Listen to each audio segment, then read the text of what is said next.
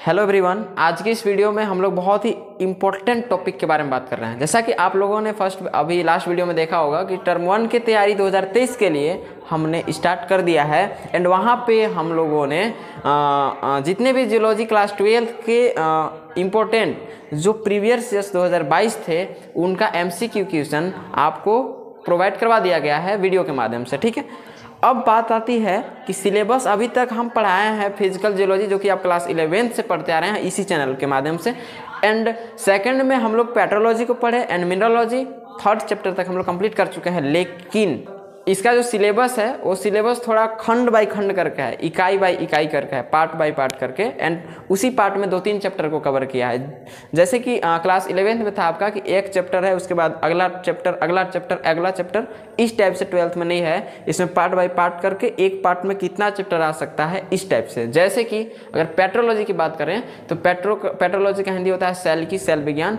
उस सेल विज्ञान के बारे में अलग अलग चैप्टर था। जैसा कि आपको पता होगा पेट्रोलॉजी एक सिंपल सा इंट्रोडक्शन चैप्टर था, उसके बाद एक आग्नेय चट्टान का अलग चैप्टर है, और सादी चट्टान का अलग चैप्टर है, एंड मेटामॉर्फिक जिसको परतदार चट्टान कहते हैं उसका अलग चैप्टर था। तो सेम ऐसे ही अलग अलग सभी प्रकार के चैप्टर्स हैं। तो पहले मैं ये चीज़ आपको क्यों बता रहा हूँ, इसका रीज़न है क्योंकि आपको पहले समझना होगा कि क्या हम लोग को पढ़ना है आगे चल के। ठीक है, क्योंकि डायरेक्ट पढ़ाने लगेंगे टॉपिक तो लगेगा कि कहाँ से स्टार्ट किए किधर चले गए, ऐसा लगने लगेगा। ठीक है, तो बात आती है कि पेट्रोलॉजी का जो मैक्सिमम जो टॉपिक्स था, इंपॉर्टेंट टॉपिक्स, उसको वीडियो लेक्चर में एंड MCQ में प्रोवाइड करवा दिया है। लेकिन अभी आपको और भी टॉपिक्स प्रोवाइड करवाए जाएंगे। अभी टोटल कुछ भी फाइनल नहीं हुआ है, अभी बहुत सारे टॉपिक्स बाकी हैं और भी करवाएंगे। तो मैंने आपको बोला था लास्ट वीडियो में कि सितंबर लास्ट तक सिलेबस को पूरा करवा दिया जाएगा एंड 1 अक्टूबर से हम लोग स्टार्ट कर देंगे किसका, टर्म 1 की तैयारी। उसके बाद आगे चल के, क्योंकि सिलेबस पूरा करना अत्यंत आवश्यक है, बिकॉज ये झारखंड बोर्ड कब कौन सा एग्जाम टर्म 1 घोषित कर देगा, कब कैंसिल कर देगा, कोई ऐसा पता नहीं होता है। तो सिलेबस पे पहले फोकस करना है। तो आज के इस वीडियो में हम लोग जो कवर करेंगे ना, वो करेंगे आर्थिक भूविज्ञान। इसे इंग्लिश में इकोनॉमिकल जियोलॉजी कहते हैं। आर्थिक भूविज्ञान, इंग्लिश में इकोनॉमिकल जियोलॉजी। अब आपको लग रहा होगा कि सर आज से नहीं, आप पूरे जनवरी से पढ़ा रहे हैं भूविज्ञान भूविज्ञान भूविज्ञान। तो भूविज्ञान तो सही है, और मैं आपको बता दूं ये खंड नंबर C है, खंड नंबर 2 है, खंड नंबर 2 है। इसके अंतर्गत ये चैप्टर पढ़ना है। इस चैप्टर के अंतर्गत भी अभी 2 चैप्टर है, मतलब इस पार्ट में 2 चैप्टर है जिसको अभी हम बताने वाले हैं। तो जो भूविज्ञान है, आपको पता है भूविज्ञान क्या होता है, जियोलॉजी। नॉर्मल सी बातें हैं, जियोलॉजी सब कुछ जो अभी तक हम लोग पढ़ते आ रहे हैं वो चीज़ आपको पता होनी चाहिए। एंड आपसे एक चीज़ है थोड़ा सा पिछले वीडियो के बारे में, उस वीडियो का लिंक डिस्क्रिप्शन में है। उसमें टर्म 1 की तैयारी हम करवा रहे हैं, स्टार्ट कर दिए हैं। ठीक है, हफ्ते में 1 या 2 वीडियो ऑब्जेक्टिव का 50+ क्वेश्चन आंसर वाला आ जाएगा कंप्लीट। एंड लास्ट में एक अनाउंसमेंट करने वाले हैं जिसको आप लोग वीडियो को लास्ट में देखेंगे, आप लोग ध्यान से देखिएगा। ठीक है, वीडियो स्किप नहीं करना है। अब बात आती है कि आपको समझ में आ गया भाई कि भूविज्ञान क्या होता है। ठीक है, पृथ्वी के बारे में पढ़ाई करना, पृथ्वी के अगल बगल की चीज़ों के बारे में, पृथ्वी के आंतरिक चीज़ों के बारे में पढ़ना जियोलॉजी कहलाता है। समझ में आ गया कंप्लीट। अब आपको समझ में आना चाहिए कि यहाँ पे आर्थिक है, तो आर्थिक मीन्स क्या हो गया, समझ में आ गया। भूविज्ञान तो आपको दिख गया, नॉर्मल सी चीज़ थी। एंड यहाँ पे आर्थिक है, उसका मीन्स क्या हो गया। भूविज्ञान का इंग्लिश जियोलॉजी होता है, आपको पता है जियोलॉजी क्या होता है। लेकिन यहाँ पे आर्थिक, जिसका इंग्लिश इकोनॉमिक होता है, तो बोल सकता है इकोनॉमिकल जियोलॉजी। तो भाई इकोनॉमिकल है क्या, है ना, बहुत सी नॉर्मल सी चीज़ है। आप यहाँ पे फोकस कीजिए। आप कभी आप पढ़ते होंगे क्लास 11 12, बहुत ही बेहतर तरीका से बताने वाले हैं। वीडियो को एकदम लास्ट तक आपको फुल वॉच करना है, समझिएगा। आप क्लास 11 12 में पढ़ रहे हैं, हर कोई तो ऐसे मिडिल फैमिली से ही बहुत सारे मैक्सिमम लोग होंगे। तो कुछ ऐसे लोग भी होते हैं जिनका हम लोग कह सकते हैं कि नहीं पढ़ पाते हैं अच्छे तरीके से, कोचिंग क्लासेस नहीं कर पाते हैं, तो उनको मोबाइल प्रोवाइड करवाया जाता है कि फ़ोन से पढ़ो अच्छे तरीके से। कुछ लोग होते हैं कि बहुत हाई स्टैंडर्ड होता है, तो बहुत अच्छे कोचिंग क्लासेस करते हैं। उन लोग को ऑनलाइन पढ़ने से मतलब नहीं है, शौक के लिए फ़ोन चलाते हैं। ऐसा कुछ भी हो सकता है जैसा कि हम सोचते हैं अकॉर्डिंग टू मी। एंड अब बात आती है ये चीज़ डिपेंडेंट किस आधार पर है, हम लोग किस आधार पर बोलते हैं कि या नॉर्मल फैमिली से, मिडिल फैमिली से, हायर फैमिली से, किस आधार पर, आर्थिक इकोनॉमिकल मतलब तरीके से बोलते हैं। इसका घर का स्थिति बहुत खराब है, इसलिए या फ़ोन उसको किसी प्रकार से मेहनत करके प्रोवाइड करवा दिया गया है, तो वो पढ़ाई कंटिन्यू रखा हुआ है। एंड दूसरी कंडीशन, मिडिल फैमिली, इसके पास जीवन यापन करने के लिए सब कुछ है। कोचिंग भी करवा रहा है, फ़ोन भी करवा रहा है, ये सारी चीज़ें। तो थोड़ा बातों को गौर कीजिएगा, इसमें आपको कोई किसी प्रकार का कोई नोट्स नहीं मिलेगा, बातों को केवल गौर से सुनिएगा। एंड जो हायर फैमिली होते हैं उनके पास बता दिए सब कुछ है, किसी भी चीज़ की कोई कमी नहीं। हायर फैमिली, मिडिल वालों के लिए यही होता है, जो हम लोग जीते हैं वो मिडिल फैमिली से हैं, ठीक है। अब बात है डिपेंडेंट किसके आधार पे हुआ, तो इकोनॉमिक के आधार पर, अर्थव्यवस्था के आधार पर, आर्थिक स्थिति के आधार पर, समझ रहे हैं ना। उसके बाद तो अब आपको समझ में आ गया कि आर्थिक भूविज्ञान मतलब आर्थिक स्थिति से इकोनॉमिकली तरीके से हमको जियोलॉजी पढ़ना है। अब थोड़ा सा अब बताइए, आर्थिक की अगर जहाँ पे बात आती है तो वहाँ पे हम लोग धन दौलत से कंपेयर करते हैं। किस चीज़ से? धन दौलत से, प्रॉपर्टी से। प्रॉपर्टी में से ऐसा नहीं कि इतना एकड़ ज़मीन है तो वो प्रॉपर्टी हो गया, ऐसी कोई बात नहीं है। लेकिन हाँ, आर्थिक को रुपया पैसा धन दौलत से, इस सब से कंपेयर किया जाता है आर्थिक चीज़ों को। अब बताइए कि जियोलॉजी का कुछ ऐसा महत्व है क्या जिसमें आर्थिक चीज़ आते हैं? कमेंट सेक्शन में आप बता सकते हैं। ऐसा कोई है, मतलब ऐसा कोई चैप्टर है अभी तक जो आप पढ़े हैं, ऐसा कोई चैप्टर है क्या, ऐसा कोई टॉपिक है क्या कि जिसमें इकोनॉमिकली तरीके से हमको जियोलॉजी को मतलब इम्पोर्टेंस देता है, पढ़ना है, ये सारी चीज़ें आप बता सकते हैं। तो आपका मैक्सिमम रिप्लाई आएगा अगर आप सच्चे मन से अगर जियोलॉजी की तैयारी कर रहे होंगे, मेरे वीडियोज़ को फॉलो कर रहे होंगे, तो आपके पास एक चैप्टर था आज से 15-20 दिन पहले। आप अगर 15-20 वीडियो नीचे जाइएगा तो आपको पता चल जाएगा, मिनरलॉजी का कोई वीडियो था क्या जिसमें हम लोग खनिज की पढ़ते थे। क्या पढ़ते थे? खनिज की, खनिज के बारे में पढ़ते थे, मिनरल्स के बारे में पढ़ते थे। बहुत सारे मिनरल्स होते हैं, उन सब के बारे में पढ़ रहे थे, ठीक है। अभी बहुत चीज़ बता रहे हैं कि हम लोग जिस राज्य के जिस स्टेट के अंतर्गत आते हैं, इसमें क्या क्या चीज़ है, खास बातें हैं, वो सब कुछ हम आपको पढ़ाने वाले हैं, ठीक है। तो मिनरलॉजी एक ऐसा चैप्टर है जिसमें हमको इकोनॉमिकल जियोलॉजी पढ़ना है। जैसा कि मैं अभी बताया कि पूरे चैप्टर को पार्ट बाय पार्ट करके उसी के अंतर्गत 2-3 चैप्टर को डाल दिया है। तो मिनरलॉजी एक चैप्टर था जो कि खनिज की करके था, और उसी में बहुत सारे टॉपिक्स थे, उसको चैप्टर बाय चैप्टर करके बताया था। तो उसको आप लोग पढ़ चुके हैं, ठीक है। और आप नहीं देखे हैं तो मिनरलॉजी का पहले आप वीडियो देख लेंगे, लिंक नीचे डिस्क्रिप्शन बॉक्स में मिल जाएगा, ठीक है। अब बात आती है कि मिनरलॉजी के साथ साथ अभी आप लोग सैलिकी जो पढ़िएगा, पेट्रोलॉजी पढ़ना क्या है, आप लोग के वीडियो बना हुआ है, आप लोग देखते ही नहीं हो, तो पेट्रोलॉजी का सब वीडियो देखिएगा, उसमें भी कहीं ना कहीं आपको इकोनॉमिकल जियोलॉजी देखने को मिल जाएगा। लेकिन उसी चीज़ के बारे में यहाँ पे पूरे विस्तार से फुल एक्सप्लेनेशन हम लोग इस चैप्टर के अंतर्गत करेंगे, जो अभी आपको हम बताने वाले हैं। सब समझ में आ गया। अब मैटर है यहाँ पे कि अब इकोनॉमिकल जियोलॉजी किस चीज़ का मतलब ब्रांच आ गया, तो ये ब्रांच आपका जीएलजी का ही है, मीन्स जियोलॉजी का। तो जो इकोनॉमिकल जियोलॉजी है ये किसका है? ब्रांच ऑफ जियोलॉजी का ही है, इसी का एक शाखा है, ठीक है। भूविज्ञान के, भौमिकी विज्ञान के अंतर्गत ही हमें इसको भी पढ़ना पड़ेगा। ऐसी बात नहीं है कि इसको हम लोग जो साइंस में लेते हैं, कोई जियोलॉजी लेते हैं, कोई इकोनॉमिक्स लेते हैं, तो इकोनॉमिक्स के अंतर्गत ये तो पढ़ना ही है, लेकिन जियोलॉजी के अंतर्गत भी पढ़ना है, क्योंकि खनिज का निर्माण धरती के अंदर से ही होता है। धरती के अंदर से ही खनिज हम मोस्टली प्राप्त करते हैं, तो वो चीज़ के बारे में हमें जो पढ़ना है जियोलॉजी में ही पढ़ना पड़ेगा, ठीक है। क्या इंपॉर्टेंस है वो सारी चीज़ें। अब यहाँ पे देखिए अलग चीज़ हमने लिखा है यहाँ पे कि भूविज्ञान के अंतर्गत आर्थिक रूप से महत्वपूर्ण प्राकृतिक खनिजों का बृहत अध्ययन किया जाता है। समझ में आ गया? जो लिखे हैं ध्यान से पढ़ लीजिएगा, दिख नहीं रहा होगा, थोड़ा सा लाइटिंग प्रॉब्लम है। भूविज्ञान के अंतर्गत आर्थिक रूप से महत्वपूर्ण प्राकृतिक खनिजों का बृहत अध्ययन हम लोग करेंगे इकोनॉमिकल जियोलॉजी में। समझ में आ गया? मीन्स क्या हुआ कि इसके अंतर्गत जितने भी आर्थिक रूप से ऐसे कुछ प्राकृतिक खनिज हम लोग नहीं बनाते हैं, अपने से हम लोग खनिज नहीं बनाते हैं, खनिज प्राकृतिक ही होते हैं, ठीक है।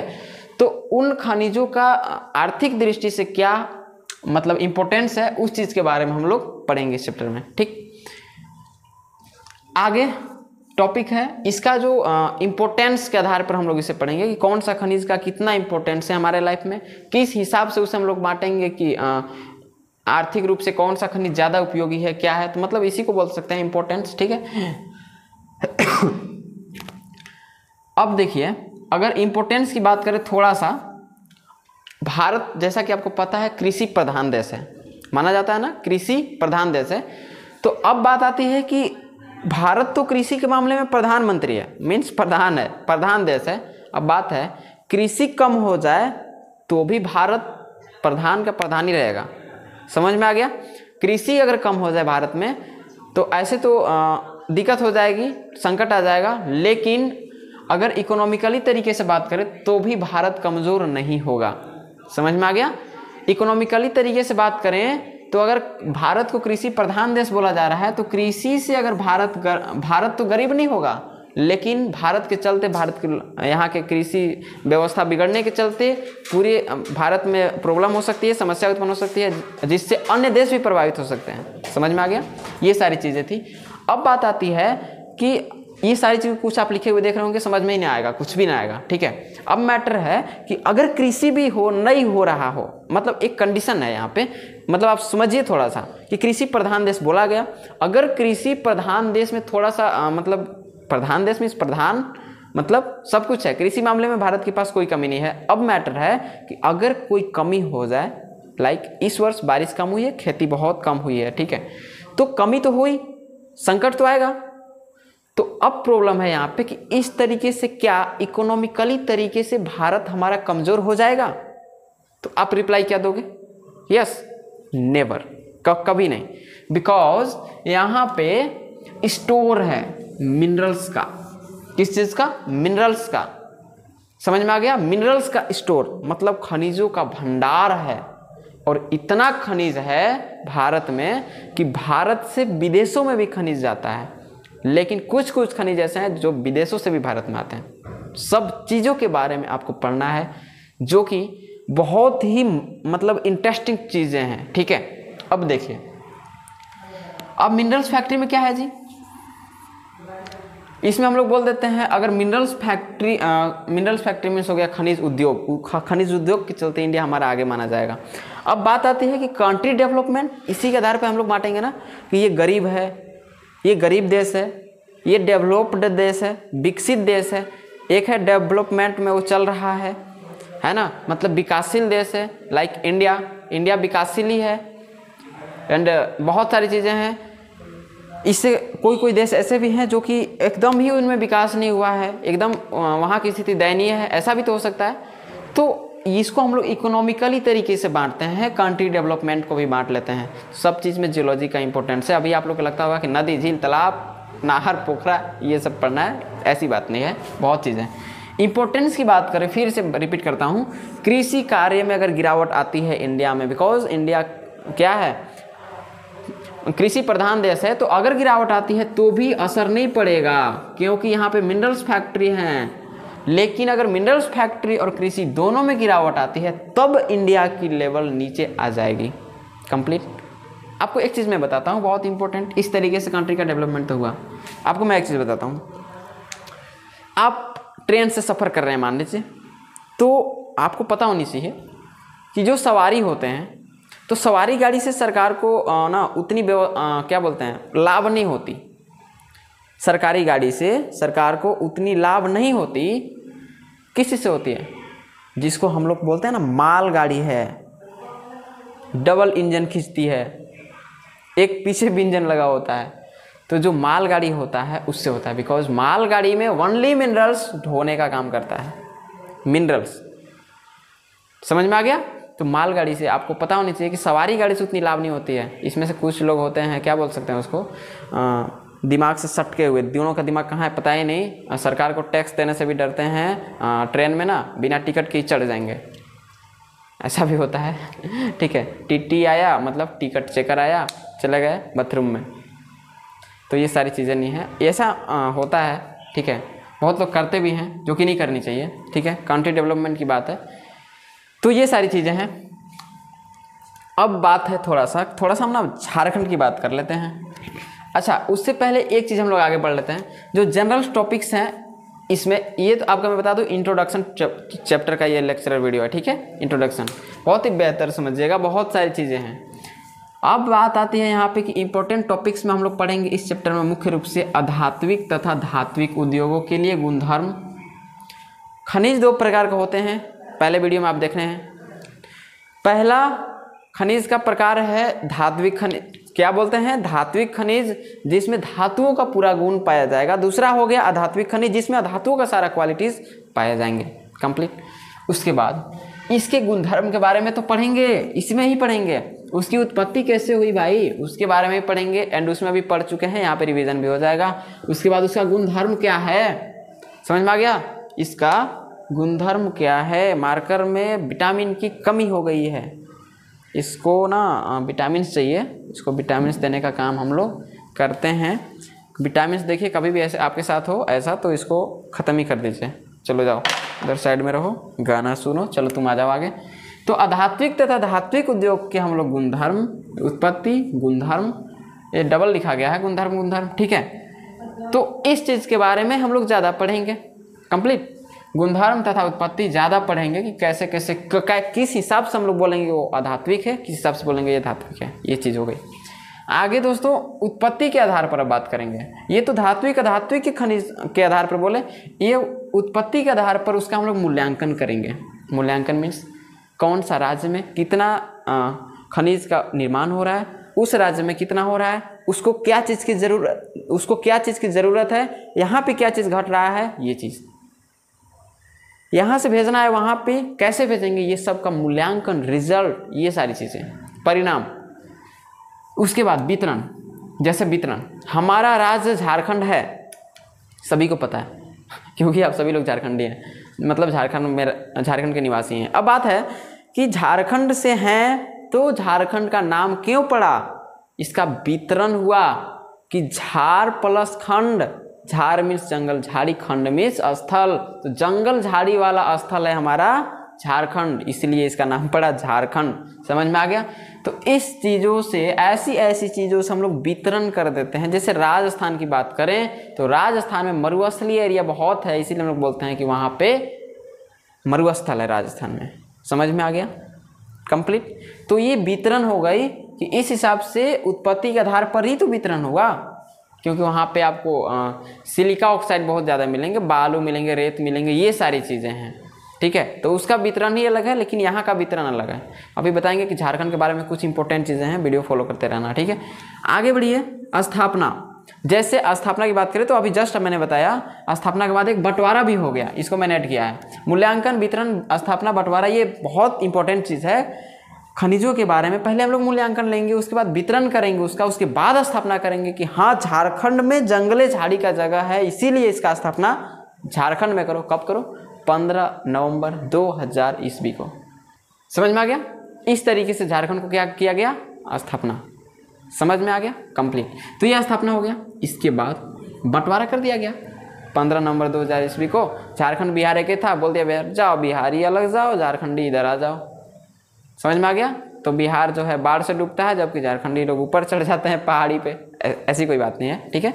सब एक दूसरे के संबंध, अगर किसी भी राज्य का संबंध है, एकदम भाईचारे वाला संबंध है, बिहार, झारखंड, यूपी, 3 स्टेट ही ऐसे हैं जिनको मतलब भाईचारे वाला संबंध है तीनों से, ठीक है, ऐसा माना जाता है। तीसरा टॉपिक से हमारे पास खनिजों के कम लागत पर अधिकतम दोहन, बिजनेस आइडिया। खर्चा हमारा कम हो लेकिन इनकम ज़्यादा आए, है ना।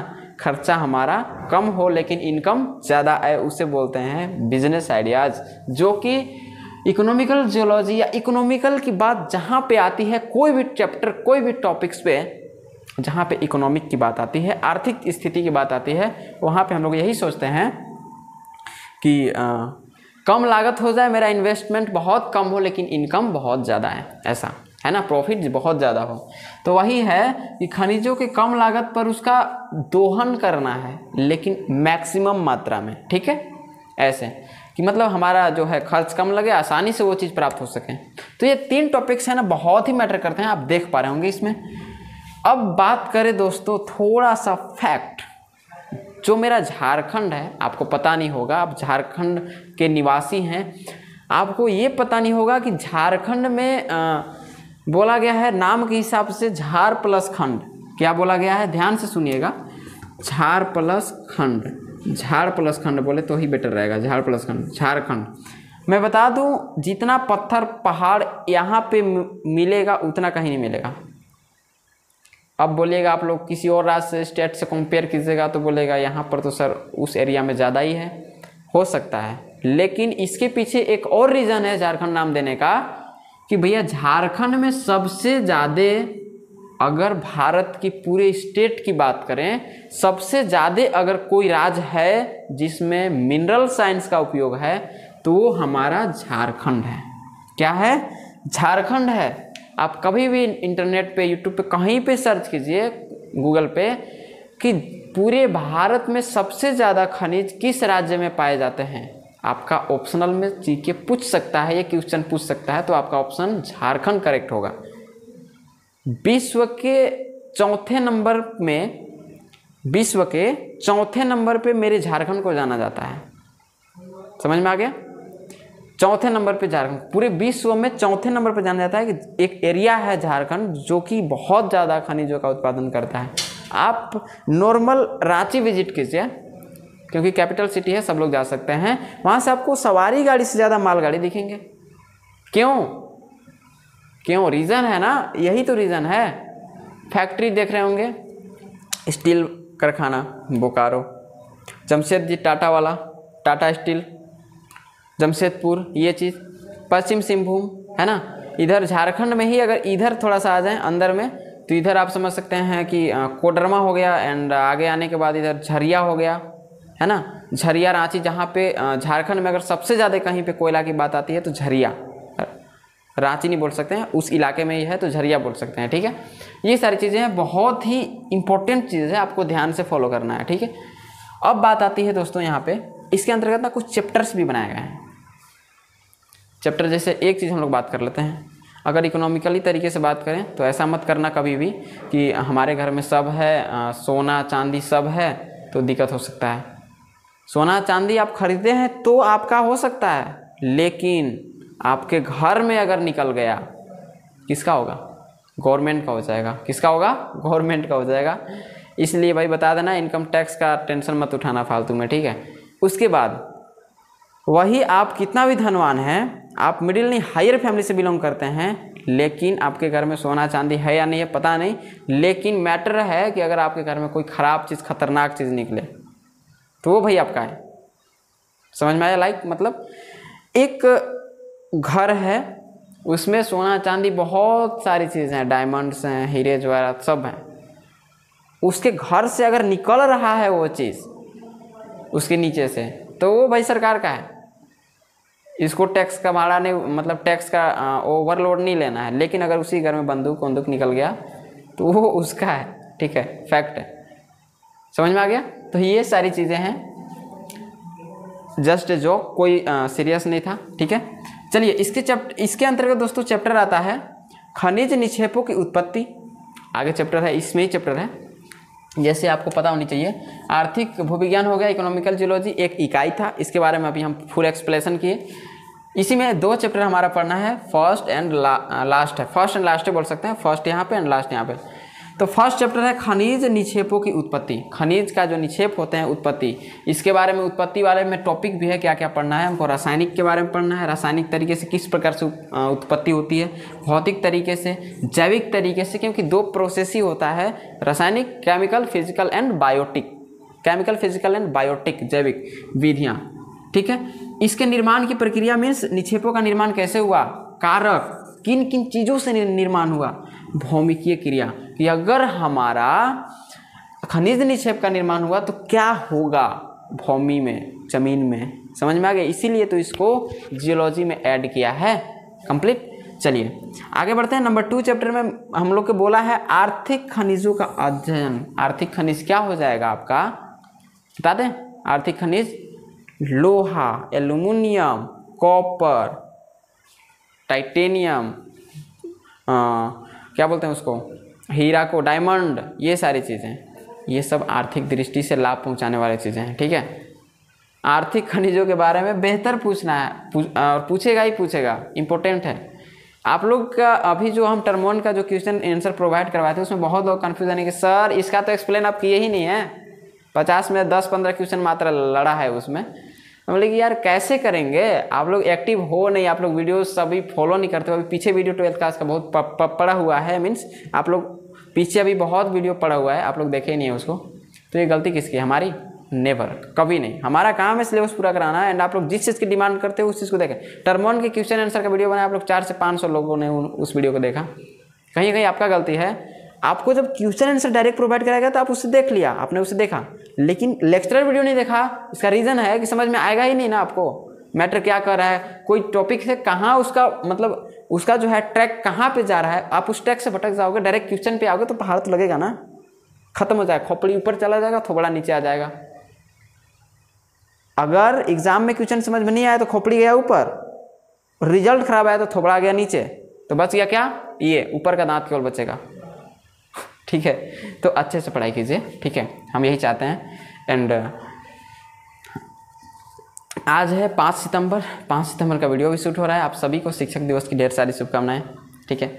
आप सभी को वीडियो की स्टार्टिंग में भी नहीं बताएं हम, लेकिन अभी बता रहे हैं 5 सितंबर का स्पेशल वीडियो, नेक्स्ट डे भी आ सकता है एंड आज भी आ सकता है, कोई पता नहीं है। और ऐसा भी हो सकता है कि ये 5 सितंबर का शूट हो रहा है तो आगे भी जा सकता है, 6 सितंबर को भी आप इसे देख पा रहे होंगे, ठीक है। तो मिलते हैं दोस्तों न्यू वीडियो में एंड एक अच्छे लेक्चरर के साथ, जिसका टॉपिक का नाम होगा खनिज निक्षेपों की उत्पत्ति के बारे में हम लोग पढ़ेंगे। एंड अगले बार हम लोग आर्थिक खनिजों की स्टडी, इसके बाद ये इकाई खत्म हो जाएगा। उसके बाद हम लोग इंजीनियरिंग जियोलॉजी पढ़ेंगे, जैसा कि आप लोगों ने देखा होगा सिलेबस वाला वीडियो, ठीक है।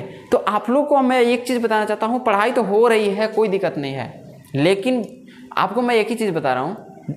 आपकी जो क्लास 11th में जो टॉपर्स थी, एक का नंबर आया 93 करके जियोलॉजी में। अब वो बोली कि सर आप एक काम कीजिएगा, और उसका सब्जेक्ट मैं बता रहा हूँ क्या था, मेन में ही वो जियोलॉजी रखी थी, समझ रहे हो ना।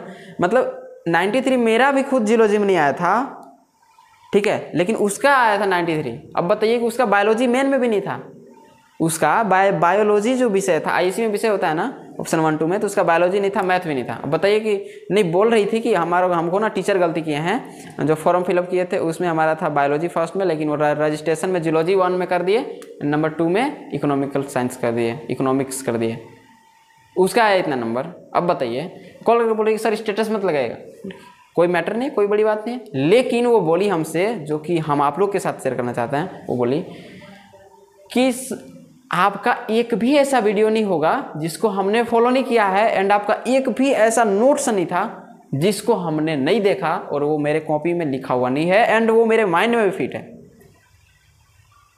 अब तो आपको थोड़ा लगा होगा कि भैया पढ़ लें, ठीक है। पहले होता ये था कि मेरे पास एक पासपोर्ट का बुक था, उसको हम ऐसे ही फ़ोटो क्लिक करके PDF फाइल में कन्वर्ट करके बना देते थे। अब वो क्या बोली कि सर हमको वो भी याद है पूरा। अब बताइए, ऐसे लोग जो अच्छे तरीके से पढ़ाई कर रहे हैं, अगर उनको हम ये चीज़ दिखा दें तो इतने में ही वो पूरे चैप्टर का मतलब क्या बोलते हैं उसको, प्रारूप तैयार कर लेंगे अपना। अभी टॉपिक्स बता दिए यहाँ पे, आर्थिक खनिज ब्रांच बता दिए, आर्थिक रूप से महत्वपूर्ण प्राकृतिक खनिजों के बारे में पढ़ेंगे यहाँ पे, इंपोर्टेंस बता दिए, एग्रीकल्चर बता दिए, उसके बाद मिनरल फैक्ट्री, काउंट्री डेवलपमेंट, ये सब बता दिए। यहाँ तक कि इतना बता दिए। अब जो अगर वो लड़की मेरे वीडियो को फॉलो कर रही होगी, या बहुत सारे लोग हैं फॉलो कर रहे होंगे, क्या होगा, पूरे चैप्टर का शेड्यूल उसके माइंड में फिट हो गया।